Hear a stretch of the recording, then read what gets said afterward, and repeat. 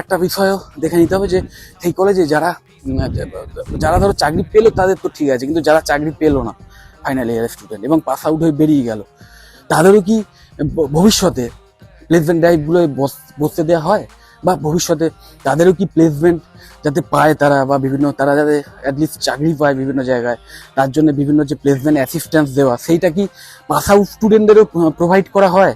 এই ব্যাপারটাও কিন্তু খোঁজ নিয়ে নেবে। তো সেই রকম কলেজও কিন্তু আমার এই লিস্টের মধ্যে আছে। আমি জানি এদের মধ্যে বেশ কিছু কলেজ তারা কিন্তু এই প্লেসমেন্ট অ্যাসিস্ট্যান্সটাও দিয়ে থাকে তাদের পাস আউট স্টুডেন্টদের জন্য।